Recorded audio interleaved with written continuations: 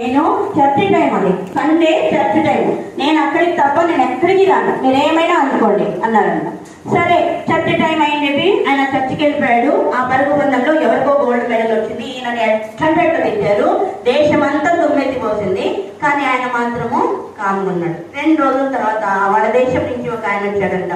సరే 100 మీటర్లో ఎలాగూ నువ్వు పరుగు పందెంలో పాల్గొనలేదు కదా, 400 మీటర్లు ఉంది, ఏమైనా పోతావా అన్నాడంట. వెళ్తాను సార్ అన్నాడ.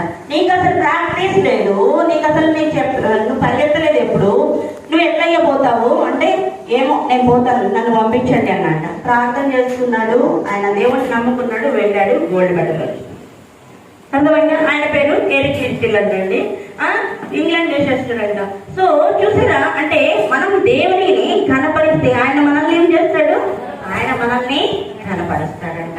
నన్ను కనపరచు వారిని నేను కనపరుస్తాను అని 1 సమూయేలు గ్రంథం 5:30 దేవుడు చెప్తాడనమాట. సో మనం ఎవరికి ప్రయారిటీ ఇవ్వాలి, ఫస్ట్ దేవునికి ఇస్తే మిగతా సంబంధాలు మిగతా కథలు అన్ని దేవుడు మనల్ని సర్చ్ చేస్తాడనమాట. ప్రతి రిలేషన్ ఆయన సర్చ్ చేసేవాడుగా ఉన్నాడు. సో విశ్వాసం ఎవరి అందించాలి, దేవుని అందించాలి. తర్వాత సిలువ మోసేవాడు ఎలా ఉండాలి అంటే, ఈ లోకంలో జస్ట్ చెప్తాను చూడండి, సిలువ మోసేవాడికి వెనకాల తిరిగి చూసే ఇంటి ఉంటుందా? అంత భారమైన సిలువ చాలా భారంగా ఉంటుంది కదా, వెనకాల తిరిగి చూసే అవుతుందా? కాదు, ముందుకే వెళ్ళాలి. ఒక్కసారి రక్షించబడిన తర్వాత మనము వెనక్కి వెళ్తా, ఈ శ్రమ వచ్చింది ఇప్పుడు కాదులే, ఆ తర్వాత మళ్ళీ మనం నమ్ముకుంటానంటే కాదండి. నిజంగా నువ్వు ఏదైనా శిష్యులుగా ఉండాలి అనుకుంటే ఏం చేయాలి, ముందుకే కాదు.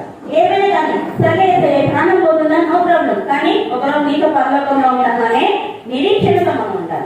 అలాంటి శిష్యుని దేవుడు కోరుకుంటున్నాడు. అంతేగాని ఈ రోజు ఓకే ఈరోజు కొన్నాం, చక్కగా ఉంది, వాతావరణం బాగుంది, తిని నిద్రపోతాం, క్లీన్ చేసుకొని నెక్స్ట్ వీక్ పోదాం, ఇలాంటి వాళ్ళని దేవుడు కోరుకోవట్లేదండి. దేవుని కోసము ఏమైనా కానీ ఏసయ్యా ఈరోజు నీ సన్నిధిలో పెడతాను, నాకు నువ్వు కావాలి, నువ్వు చెప్పింది నేను చేస్తాను, ఇలాంటి వాళ్ళని దేవుడు కోరుకుంటున్నాడు అనమాట.